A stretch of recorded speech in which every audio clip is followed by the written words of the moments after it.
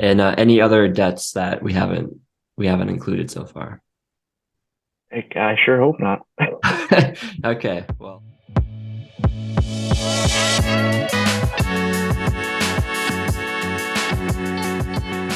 Colton, welcome to the channel.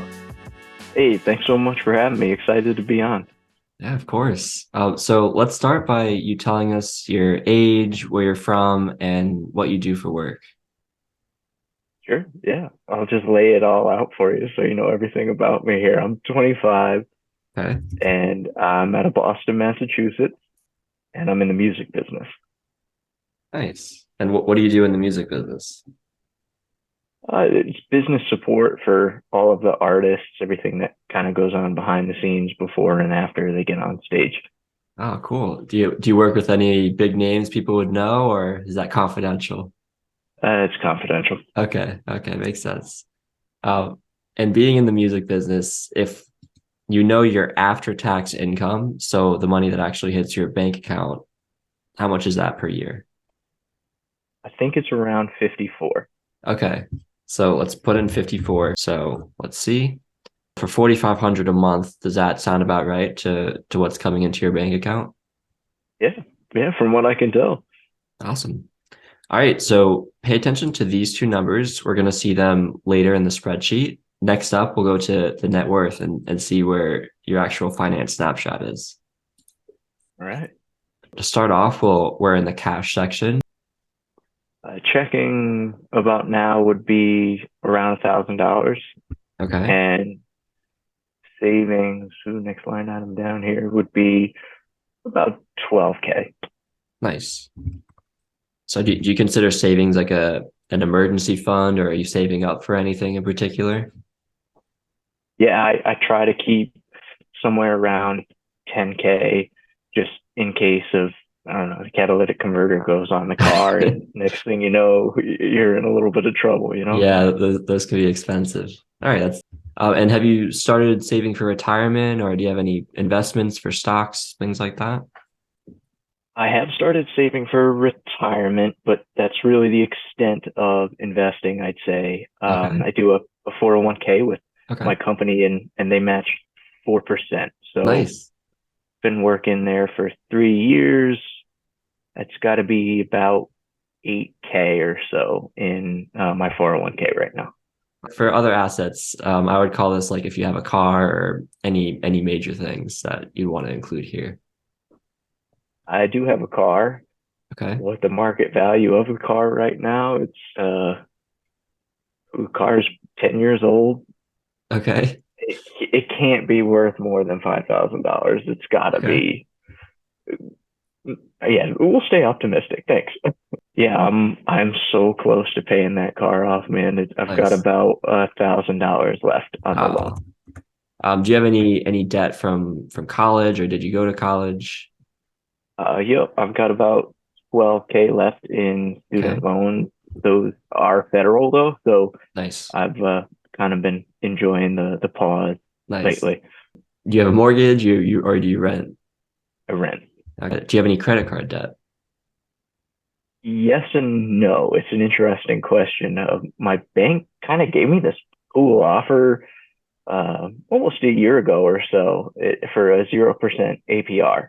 So I took that for a year, and the balance is about 2,500 right now. But I still have until June to pay it June. off at 0% APR. Okay, so that gives you about 5 or 6 months left to pay that one down. Yeah. Is that your only credit card debt right now? Yep. Okay, cool. And any other debts that we haven't included so far? I sure hope not. Okay, well, I think this gives you a decent picture of where things stand right now. You have about 26,000 in assets, 15,500 in debt, giving you a net worth of 10,500. In the next tab, we're going to go a little bit more into these debt that you have. So we have a car loan, we have a student loan, and we have the credit card debt. Let's start here. So creditor number one, we'll call this car loan. Second one was student loan, and the third was the credit card. And let's see if I remember these numbers. For the car loan, there's 1,000 left. For the student loan, was it 12,000? Yep. And 2,500 for the credit card? Yep. All right. And do you know the interest rates you're paying on these? Ooh, car loan, that would have been way back before rates started rising here. It's probably around 3.5% on the car loan. Okay, that's not bad at all. And the student loan, you want to consider it, is it all federal? So maybe 0% right now? Yeah, it's all federal. Nice. And the credit card, so far it's 0% until June. So we can include that at zero as well. All right. Good news is you have no scary debt, at least. When I think of scary debt, I think of car loan or credit card debt that's 10% plus. Um, so let's talk through some of these minimum payments. So for your car loan, how much are you paying off each month? It's about 200 bucks. 200. Okay. It's interesting. The credit card actually still does require a monthly payment, about 50 bucks a month. 50. Okay. And are you paying that each month? Have you missed any Yep. months? Okay. Knock on wood, not yet. Okay, nice.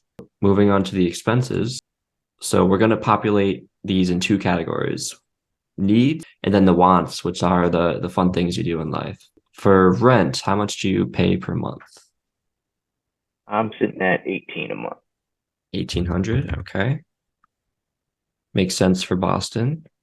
Um, Yeah, it's a little nuts up here. I try to keep everything that you have here bucketed under one umbrella, exactly like you have at the wants. okay. And if I stay under 400 a month, I'm happy. So let's just do 150, 150, 100, something like that for your 400. So you see this 3,085 for your average expenses. And if you remember from the first tab, we had 4,500 for monthly income after tax. So moving to this new tab called cash flow, we see the 4,500 of income minus the 3085 of expense, that you have a positive cash flow of 1415 each month. So that's going to your savings, that's going to your emergency fund or to the debt. And you can see even a breakdown on an annual basis. If we break out this monthly view to a whole year, 54,000 income minus the monthly expense times 12 equals 37,000. That gives you a positive cash flow of almost 17,000 a year. So right now you have 15,500 in debt, and with that cash flow, that's larger by a couple thousand on an annual basis. So you can be debt free in a year if you want to. That's if you want. There's also, we don't know if some of the student loans will be forgiven or how long the 0% rate will go towards. So the way this works is I have your initial age at 25, and say you want to retire at 65, we can see age on the x-axis here, and 65 would be around here. So we can play with these assumptions, and we'll talk through what each of these are and see how your different savings and investments can help you have a solid retirement. So first of all, do you have an age in mind where you want to retire, or does 65 sound like a fair goal?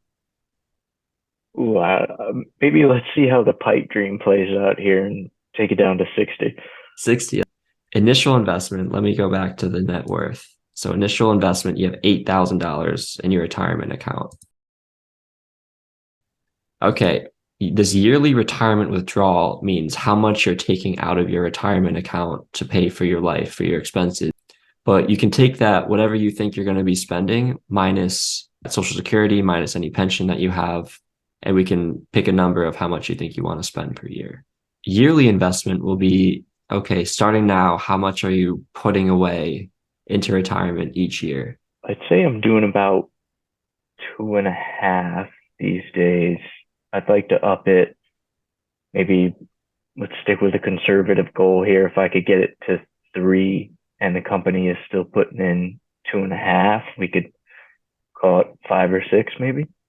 And now these final two numbers, first is the yearly return. So that means the amount you're getting on your investments per year. Say you want to spend 60,000 a year in retirement, I'll scroll down to the table below.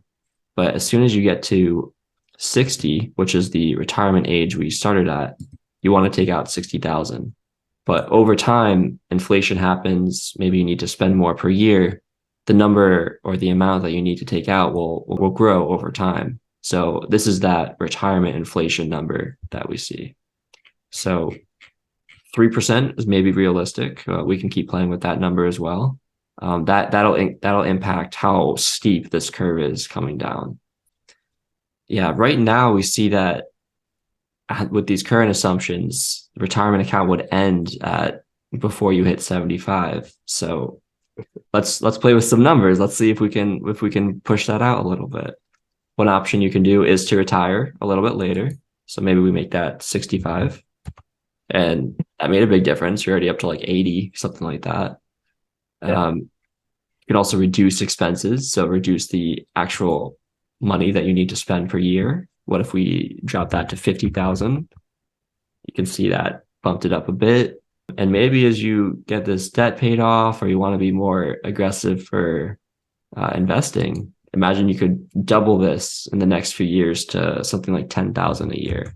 No, it sounds like a lot, but look at how much difference that would make longer term. So, and again, keep in mind that's including a 6% return. So if you want to be more conservative, we can reduce that amount.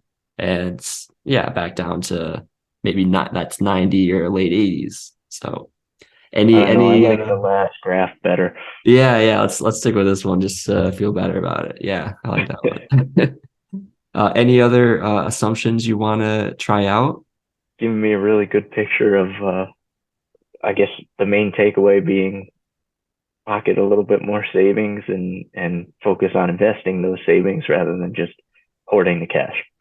All right, man. Well, want to say thank you for coming on the show. No, appreciate the opportunity, and you gave me a lot to take away here. So we'll see what we can make up as we move forward. And Sounds good, man. Would love to have you back in maybe a year or two and see how you're doing.